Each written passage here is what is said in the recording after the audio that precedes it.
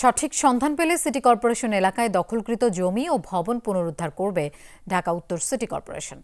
রাজধানীতে ধারাবাহিক গণশুনানি অনুষ্ঠানে ডিএনসিসির প্রশাসক মোহাম্মদ এজাজ জানান, নাগরিকদের অভিযোগের ভিত্তিতে সিটি কর্পোরেশন এলাকার সমস্যা সমাধান করতে চায় ঢাকা উত্তর সিটি কর্পোরেশন। 65% পর্যন্ত বিদ্যুৎ সাশ্রয়ী হাইসেন্স এসি।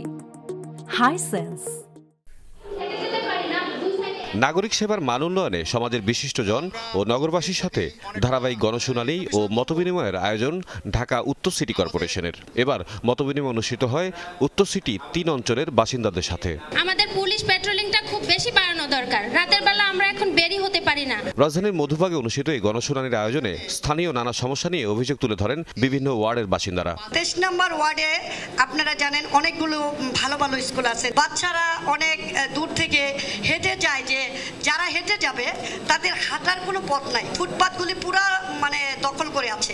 মশার যেই মেডিসিনগুলি আমাদের যেই ধোঁয়াটা দেওয়া হয়, আরেকটু ভালো মানের ওষুধ যদি ব্যবহার করা যায় তাহলে সম্ভবত আমরা এই মশার কামড় থেকে পরিত্রাণ পাবো। এলাকার জমি দখল সহ অন্যান্য সমস্যার সমাধানে সিটি কর্পোরেশনকে যথাযথ উদ্যোগ নেওয়ার দাবি ছিল নগরবাসীর।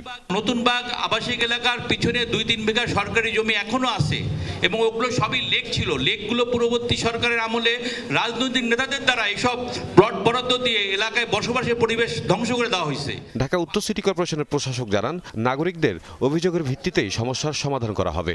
এই শহরে সবচেয়ে বড় ক্রাইসিসগুলোর মধ্যে একটি ক্রাইসিস হচ্ছে সরকারি অনেক জায়গা, অনেক পাবলিক স্পেস ছিল যেগুলো এখন নাই। কেউ দখল করেছেন, কে দখল করেছেন নাম না বলতে চাইলে লিখে দেন এবং লোকেশনটা বলে দিলে আমরা এগুলো সব উদ্ধার করব।